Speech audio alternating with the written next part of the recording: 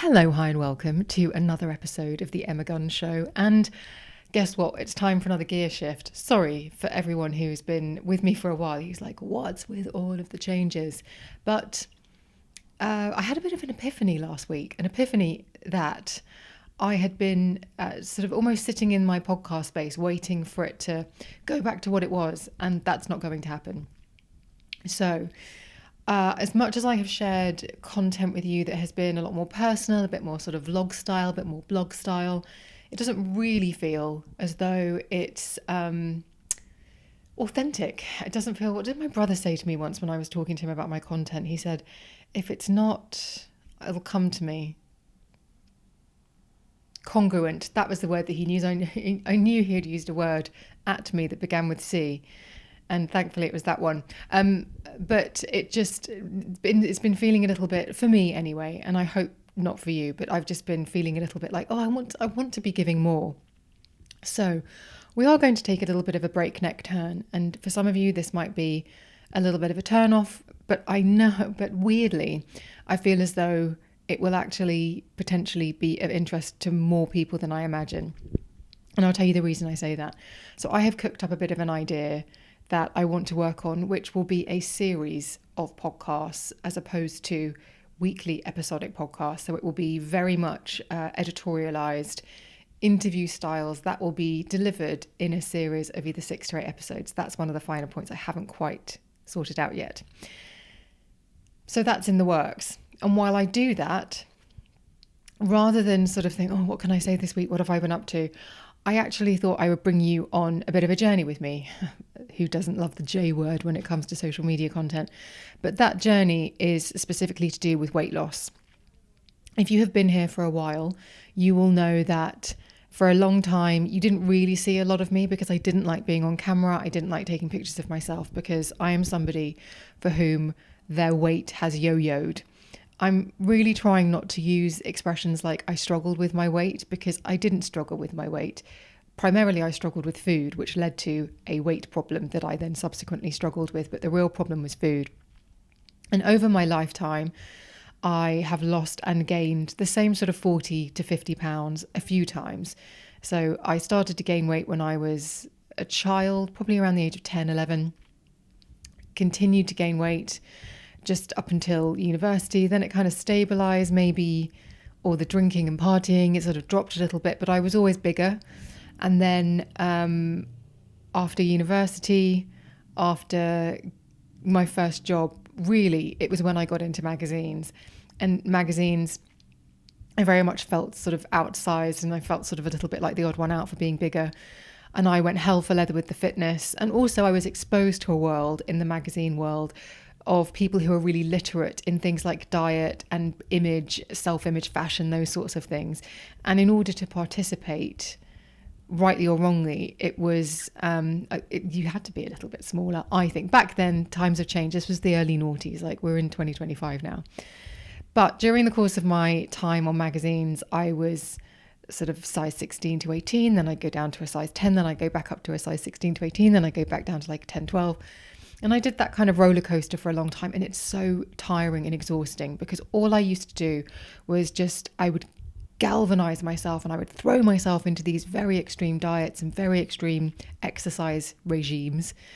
And then inevitably something would happen, fatigue, illness, work would get in the way, and I wouldn't be able to hit the gym at 6 a.m., which is what I used to do. I used to get a bus at like 10 to 6, get the bus to my local gym, be there when it opened. What was it called? Fitness Exchange in Clapham Junction back in the day. Great gym, actually. It was such a shame when it all disappeared. I don't even know if it's still there. In a new name. But anyway, I moved on. It's fine. But I used to get there. I used to work out for an hour and a half, get ready there, and then go to the office. And sometimes I'd go back in the evening and I might run for a bit and do a spinning class or a body pump or any of those things. Anyway, eventually that would stop and the weight would go back on. And it is because, which I fundamentally learned in my early 40s when I thought, I can't keep doing this. It's tiring. First of all, it's tiring to lose weight, to put all that effort into losing weight and then for it not to stick. It is tiring. It is demoralizing. You just feel like, really, is this the thing that I'm not going to be able to get my head around? And then it's just demoralizing when you start to feel the weight go on and you start to feel that the clothes that you used to feel comfortable in are suddenly uncomfortable. You have to size up and all of those things. It just, when what you want is to just lose the weight and keep the weight off and it doesn't seem to stick, it just chips away at your self-confidence and your self-esteem, and it makes you, it sort of filters into other things. You think, well, if I'm not capable of this, what am I capable of? And then there's so many layers when it comes to body image and how it plays out, and whether that is because of how society views people in bigger bodies or anything like that, it doesn't matter. This was very much a personal thing. I didn't like how I looked when I looked bigger. I didn't like how uncomfortable it was. I didn't like the fact that when I bent over to tie my shoelaces, I would have to go before I did it. I didn't like any of those things. I didn't like the fact that if I mean, it happened to me recently though, that if I would walk somewhere, I would very obviously be sweating once I stopped moving, although that did happen to me last week. I walked from Victoria to Strand, and I went to an event, and I was stupidly, it was warmer than it looked, and I wore a heavy coat, a jumper and a t-shirt. And when I got to the event, I took my jumper off, and I was with Ree, as in really Ree. And I went, is my shirt entirely see-through? And she was like, a little bit, because I just sweated through. Who wears a white t-shirt, a black cable knit jumper and a big woolen coat? It was a stupid thing to do. And I was very, very, very, very sweaty. Anyway, I found it really embarrassing. One of the reasons I found it really embarrassing is because the way I showed up in the world physically, i.e. as somebody who was plus size or obese or however you want to describe it, whatever vocabulary is comfortable for you, for me, it was evidence of something I was hiding, which was my behaviour with food behind closed doors. So although I wasn't somebody from the made-for-TV afternoon films that would go to the drive-through and buy enough food for 12 people and gorge it in the car park, I was somebody who ate too much. I was never really satisfied. There was a lot of emotional eating going on. There was a lot of responding to hunger signals that weren't really hunger signals. Why can't I say hunger signals? Hugner signals? I'm trying to say it the wrong way. Anyway, so there was a lot going on. Anyway, we fast forward to 2019 and I had my breast reduction. And again, I've spoken about this, but I had my breast reduction and I thought that would kind of fix everything. That if I didn't have these big pendulous breasts, as my surgeon described them in my clinical letter, then heavy pendulous breasts, then I would look the way I wanted to look. But it was really earth-shatteringly disappointing to spend all that money on an incredible surgery, which I don't regret for 1 second, by the way. It's life-changing.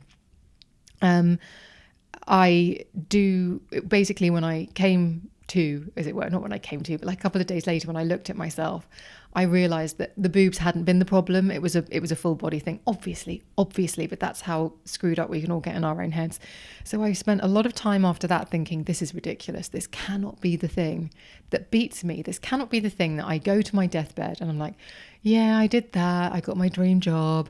I did this. I interviewed Britney Spears. I don't know. I met Sir Ian McKellen. Yeah, but I could never get on top of my weight.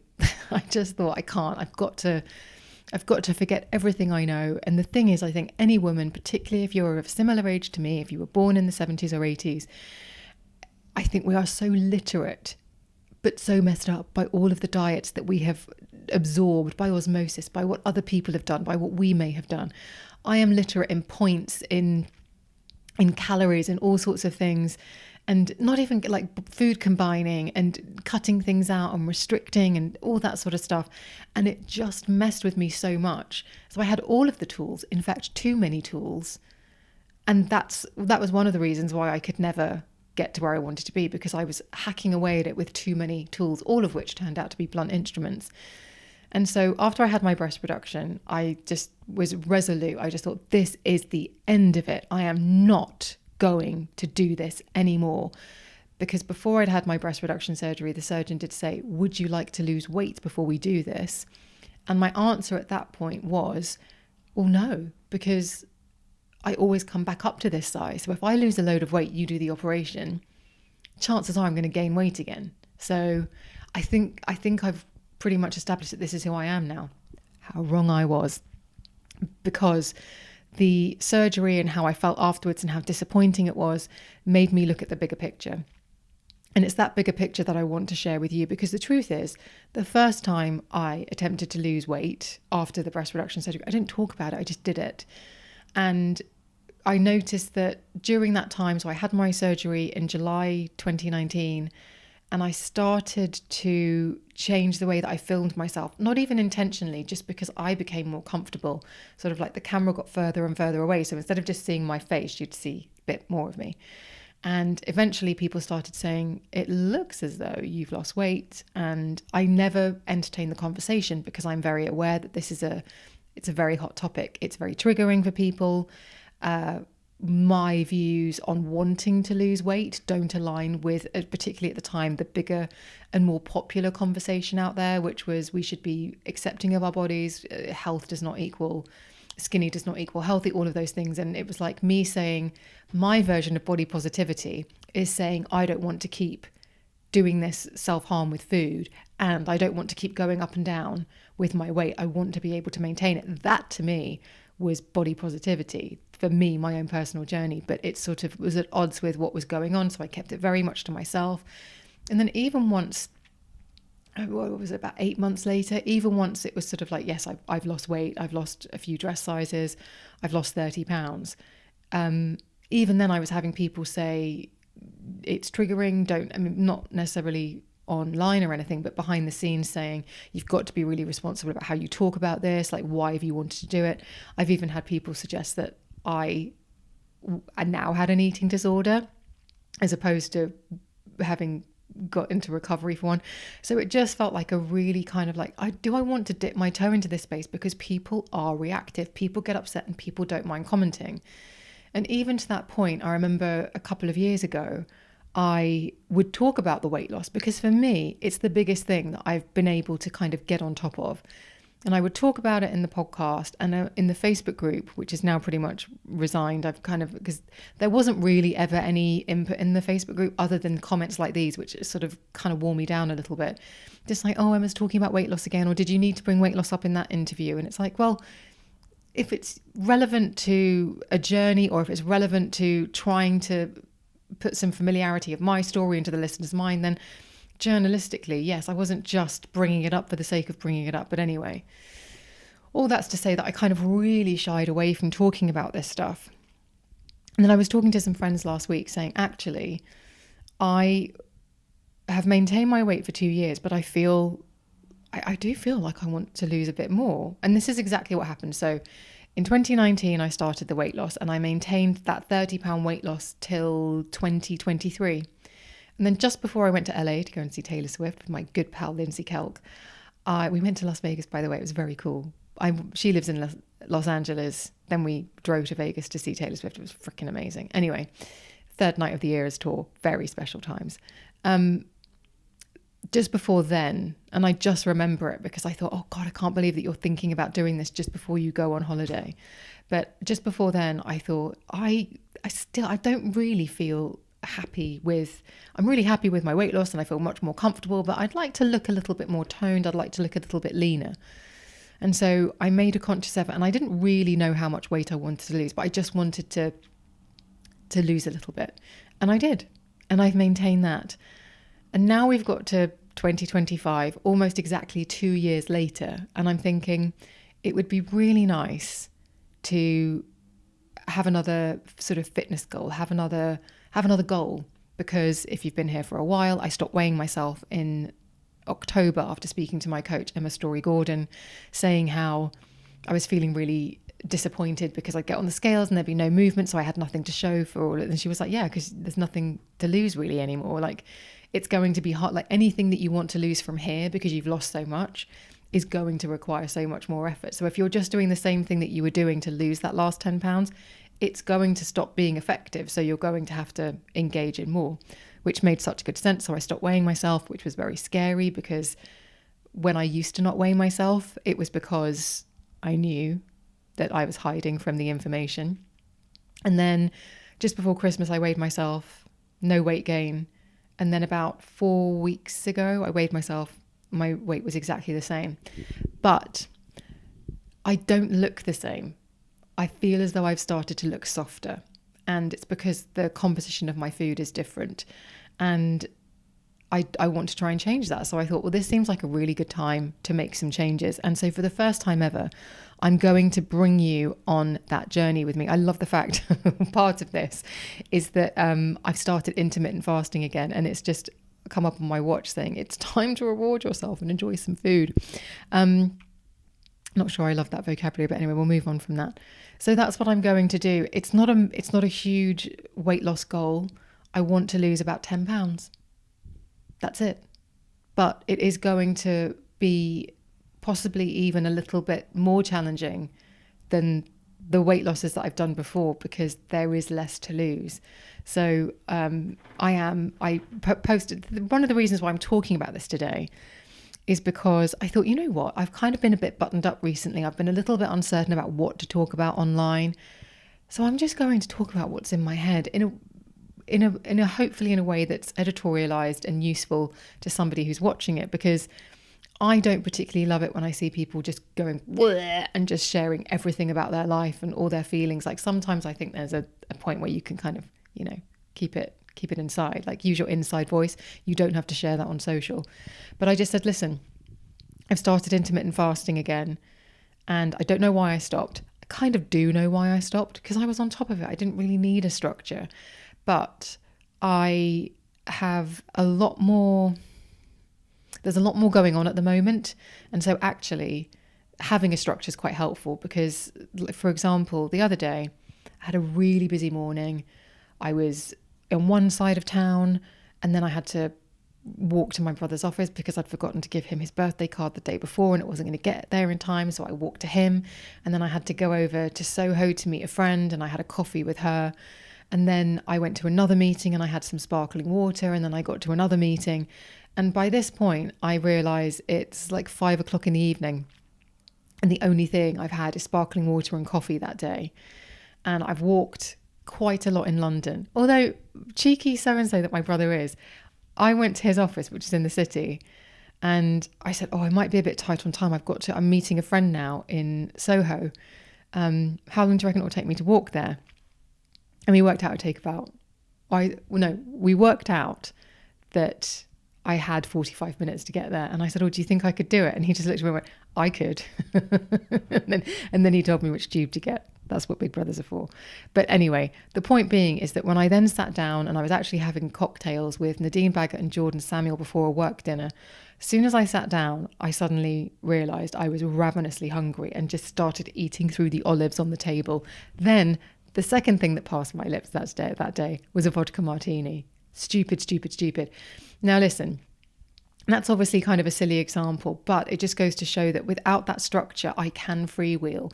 And then if I'm not eating, I can then suddenly slip into that kind of emotional eating, just kind of like shoving food into my face kind of mode, which I don't want to do. So for me, intermittent fasting was something I used, and I found it really effective when I was trying to lose weight before. So I've reinstated it, and I'm doing it again, all the while knowing that it will allow, or I will allow, for flexibility. Because, for example, I've got a birthday party at the weekend. I've got some other thing. I'm going to an event next week. So I will be flexible within that. But I just think as soon as I started reinstating it, I thought, I've really missed this. And I probably have been lucky to get away without losing weight, because without gaining weight, because there has been some snacking, there has been some sort of irrational giving into the emotional eating in the evening. And what I am quite good at, and I've downloaded a new app. I was using Zero, Zero before, but it's a little bit dry. And if you want all of the you have to subscribe, and it's not inexpensive. And then I found another app which I subscribed to, but it had a major discount for if you subscribed in the first 7 days. So me being the gullible nonsense that I am, I subscribed within an hour of downloading it. But it comes up on my iPhone's home screen. So if I pick up my phone, I can see how much longer I have left of my fast, or how much longer I have of my eating window, how much water I've had that day, that kind of thing. And also my steps, which I find quite handy. So that sort of thing has just made me think, actually, I benefit from a structure. And a minute ago, I said that sometimes I have had people say that I now have an eating disorder rather than having had one before that I'm in recovery from. I think it's really important to acknowledge that when the difficulty that you have with food is overconsumption, sometimes your methods of recovery or of getting on top of it will look like, to someone who comes from the position of under consumption, so restricting, it will look as though you are beginning to engage in their negative behaviors. And I fundamentally disagree with that. I think that the same thing, it can look the same, but it can be doing two very different things. So I have friends who have struggled with anorexia nervosa, who've really, they fought really, really hard. And I can see them bristle when I say certain things. But for me, engaging the muscle that says no, or engaging the muscle that says that's enough, or engaging the muscle that says not now, save it, or whatever, that isn't me slipping into anorexia nervosa. That is me putting the brakes on what has previously been binge or overeating. And actually, that to me feels really wonderful. That feels fantastic to be able to be able to rationally say, no, I've had enough. No, I don't need that. Sometimes, do I want it? Yes. And will I have it? Of course. But other times it's like, well, no, I know I want it, but it's not really a real hunger signal. And that's where intermittent fasting has actually come in, because even in the last 48 hours since I've been doing it, I've been noticing how much in the evening I've had to sort of go, oh, it's not a real hunger signal. It's not a real hunger signal, because I've just been sitting there and I'll be watching Reacher or Paradise or Running Point on Netflix. All great, by the way. You should really look up all of those. But then I will suddenly, my brain will go, there's a protein yogurt in the fridge door, or I don't know, what else have I got? There's sardines on toast. Just little, and I just have to go, it's not real. For me, that's so empowering. That's been so instrumental in everything. And it's a little bit like I was trying to explain it to a friend at the weekend, because we were messaging about this, and we were also messaging about the change in conversation around weight given Ozempic, and how that has really influenced the way that we talk about weight again, and how bodies seem to be getting a lot smaller. And last night was the Oscars, and I think we can all sort of look at everyone and go, yeah, everyone's really tiny again. That's not great. But that's not fueling any of this, I hasten to add. Although probably, maybe subconsciously, there is a little bit of, maybe I have been influenced. I'm open to that. Anyway, apologies, I got distracted by the postman. So what I was saying on text message to my friend the other night was, we were talking about this, and they were also on a little bit of a weight loss journey, if you like. We're saying how I was trying to describe the hunger signals that happen when you for many, many years I would just give in to them. But what I have come to realize, and how I feel best describing them, is that sometimes I'll be sitting down, and the thing is I will log my food, so that then when these signals show up, I can rationally say, they're not real. They're not real. Looking at the amount of exercise I've done today, looking at the amount I've eaten, there is no need for my body to want anything more, particularly not at this time of night. And I was trying to describe to somebody the way to deal with them. And it's like, when you wake up from a nightmare and you go, it's not real, it's not real, it's not real. It's just a dream, it's just a dream. It's like that with the hunger signals. It's like, it's not real, it's not real. It's just, ignore it, send it away, dismiss it, send it away. So I realised, though, all of this is to say that I realised that I'd got really comfortable with I got really comfortable with my new normal around food.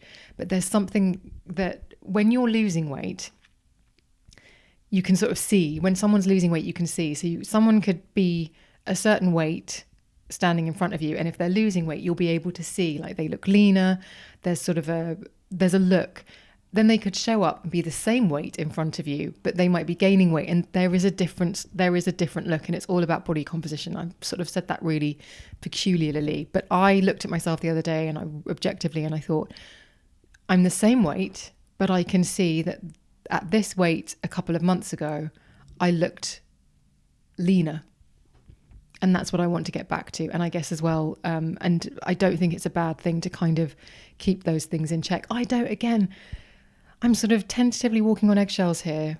I'm just walking on eggshells here because it's such a triggering conversation, and I've never really understood, and I'm just going to say it now because I've decided to sort of stop pussyfooting around it.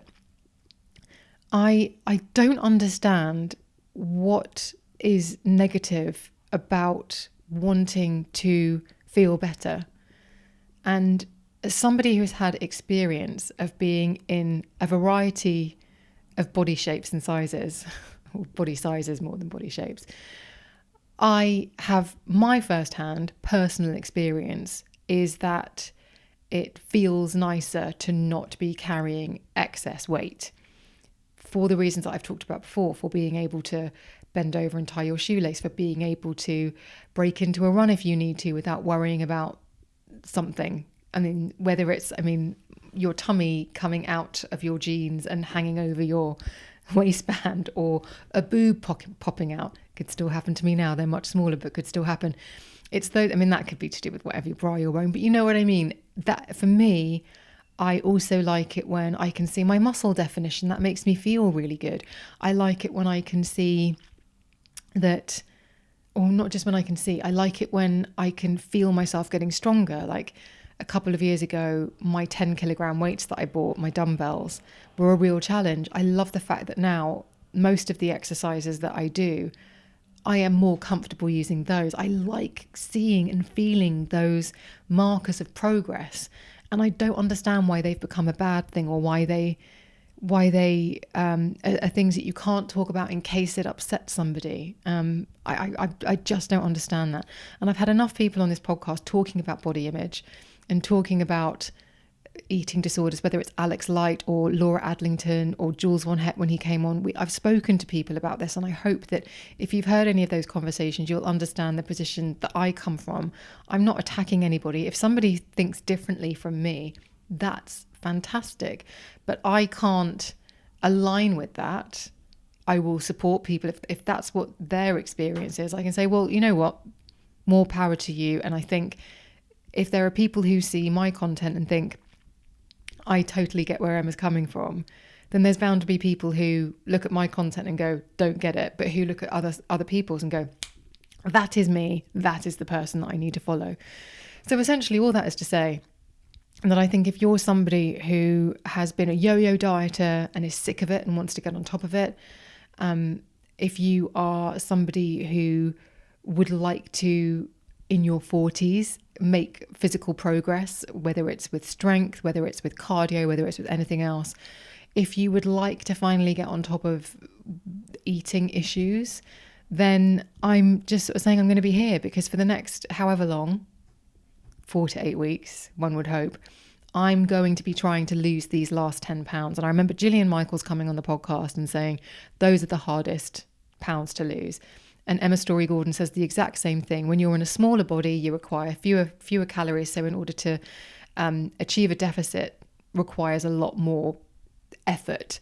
And that is exactly how I'm going to be trying to lose this 10 pounds. So the way I'm going to be doing it is strength training, steps. Well, when I say steps, I mean something slightly different. We'll come back to that in a minute. Strength training, steps, food, with an emphasis on protein, and intermittent fasting. Those are really going to be my strategies. I'm still going to drink alcohol moderately. I don't drink tons anyway. I'm not going to not go out with friends and enjoy a nice meal, but I am going to be really mindful of the fact that we're looking at the bigger picture here, and I want to make sure that I maintain this deficit. And when I talk about steps, what I mean there is when I used to get weight loss wrong, as in when I used to do it really well and then it all came back on, the thing I never paid any attention to was what I was doing when I wasn't exercising and when I wasn't dieting. So hear me out. So the body requires a certain amount of calories, right? And if you want to create a deficit, you can do that with some exercise, but the amount of impact that really has is quite small.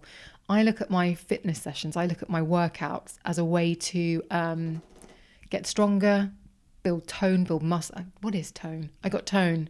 Goose, I got tone. Let's move the word tone, because it feels like that just comes off the front pages of 1980s women's magazines. So I'm looking for building lean muscle mass. I'm looking to increase my cardiovascular capacity. I'm looking to be metabolically efficient, but it's half an hour's work. And so the actual impact it has on your calories and achieving that deficit throughout the day isn't insubstantial, but there are other things that you can do. So when I say steps, I mean that throughout the day, I just try to be more active. And I've got loads of strategies I'm actually going to be sharing on Instagram, really silly little things. I'm also going to be sharing on Instagram, and I would love your feedback if you think this would be a good idea and the kind of thing that you would want to see. I want to share little videos just saying you don't need a gym to lose weight, because I haven't been to a gym in over 5 years. And that's when I've not only lost the weight, but maintained it, and also built more muscle definition than I've ever created before. So that's the way that I'm going to do it. I think it's going to be, weirdly, I wish I'd talked about the other weight losses before, because I think they were easier because there was a lot to lose than there is literally. This is kind of really refining. So it's going to require, I think, a little bit more kind of grit than the other stuff. But by showing it works, hopefully, and the consistency, hopefully that might help somebody else put together the pieces. Because the most frustrating thing about trying to lose weight, other than what we talked about right at the top of this episode, is that you see other people succeeding all the time and you wonder, why isn't that happening for me? And hopefully, well, what happened for me as well is, other than just getting to the end of my tether with it, I just sort of surrendered to scientific information. People like Emma Story-Gordon, people like Chloe Madeley, who then went on to become my coaches with the EC method. And I highly recommend, don't just listen to me because I'm not qualified. I'm talking here from personal experience. And as much as I think that can be helpful, I don't want to become one of those quacks that starts giving out advice. I'm not going to do that. I'm just always going to tell you to go and follow Chloe and Emma. But I hope that if relating to my journey in somehow relates to your experience, then it might help you sort of unlock the things that you need to in order to achieve the goals that you want to achieve, if they have been out of your reach, because I know how frustrating it is for those things to be out of your reach. So it feels very scary for me, to be completely honest, to be even talking about this, because I have always done stuff in private. I have never spoken about what I have wanted to achieve. And I think just setting a goal, putting your head down and not letting people know, that's how I've always done things. I feel very comfortable with that. So this feels very peculiar. So treat me kindly. And I'm going to be talking a lot more about this on Instagram. And the annoying thing is, in a weird way, is that as soon as I started posting about this last night, I had a ton of messages. And I mean annoying in that, not because I got a ton of messages, because I love hearing from people, but one of the things that I was talking about with all of my friends recently about the Ozempic conversation is, wow, I'm going to try and find the WhatsApp thing. If you're watching on YouTube, please enjoy me scrolling through my WhatsApp conversation online. We were talking about all of the focus, like a couple of weeks ago, or a week ago, it was the SAG Awards? Yeah, SAG Awards. And people were talking about Selena Gomez's weight loss and everything. And it was like, God, whatever. And we were saying how there were loads of op-eds in the newspapers about, this is what's wrong with society, we're focusing on women's weight loss and this, and maybe there's a lot to be said about that. But also, what about Trump criticizing, or actually it was that JD Vance criticizing Zelensky for not wearing a suit to the White House. I mean, if that had been women on women slagging off how somebody was dressed, I mean, there would have been op-eds everywhere. Anyway, that's sort of a slight tangent. We were talking about the Ozempic conversation because it's obvious when you look at the red carpets that people are getting smaller, and maybe they've just got a really good trainer or they're really diligent with their Pilates. But we were talking about this conversation, how it never goes away. And one of my friends said, if everybody stopped obsessing over it and making it their only form of content, do you think that would help? Because are we just talking about it too much? And I came back and said, here's the thing. I think the conversation's really changed. I think, actually, women, whether it's publicly or more likely in our own heads, still think about weight, food, diet, all of those things that we thought about before, just as much. It's just that we don't talk about it as much as we used to. And again, if you're my age, I think you'll really understand this, because the conversation has changed wildly. But I think that women still think and talk about it and are interested in it in a way that some people might say is unhealthy. But there we go. I think it's still happening. And so I thought, I don't want to fan the flames and talk in a way that will be unhelpful, but I do want to talk in a way that I think women are thinking about this. And when and the reason I'm telling you this is because when I posted yesterday on Instagram that I started intermittent fasting again, and I realized how helpful it is with my emotional eating, my overeating, I had a deluge of DMs. More DMs than I've had about anything else that I've spoken about probably in the last 6 months. So women saying, oh, this is me, please do update me. Oh, I'd love to know more. Or what app is it? All of that kind of stuff. So it tells me that there is an appetite for these things, no pun intended. It tells me that there is an interest, and I want to try and meet that interest with responsible content and with excellent recommendations. So all that's to say, this is the journey that I'm on, we're on. Join me if you want to. But if you have any input, if you have any thoughts or feelings about this, if you would like me to hear your thoughts about this particular subject, then please email me, office@emmaguns.com. You can DM me on Instagram where I'm at emmaguns. You can also, I'm going to write about this on my Substack. I'm actually going to document this whole journey on my Substack as well. So the link to subscribe there is in the show notes. Where else? There's another one. Oh, and if you're watching on YouTube, comment underneath. And also on Spotify, you can comment. Any of those things. But I thought it was just important for us to talk about this, because I feel like I've been a bit muzzled about this subject, because every time I've talked about it, somebody sort of looks over my shoulder and was like, that's going to upset someone, or I feel really triggered by what you said. And I think, well, but if I cater my content for you, then what about the person who might find it really helpful? And I again, going right back to the beginning, in the sort of theme of it's felt a little bit incongruent, it hasn't felt like me, this feels more like me. So that's why I'm sharing it. So please do get in touch. Please do subscribe to that Substack. I would really love to hear your thoughts and feelings about this, because as we've established, you are all very intelligent, very smart people. And if you have some input, I would love to hear it, so I can put together and hopefully curate some really helpful, sensitive and thoughtful content, tips and advice and all those sorts of things. But that's where we are. That's what we're going to do.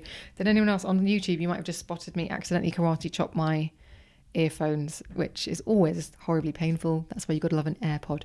Anyway, that's it for this episode. If you would like to get in touch with me, I've just said what they are, but all of the links will be in the show notes. I also have been sitting too low for you to see my t-shirt on YouTube, but this is my personalised t-shirt, which I will also put the link to, because it's brilliant. It's one of my favourite things to wear, and it's gorgeous cotton. And I'm wearing the Katie Jane Hughes Soft Smudge Lip and Cheek Stick in soft pink, which I thought I would also share with you. That's only if you're on YouTube. Anyway, thank you so much for listening. Thank you so much for watching and subscribing and sharing. I'm so interested to hear what you think about this. Slightly scared, but so interested to hear what you think about this. So please don't be shy about getting in touch. And I will see you on the next one.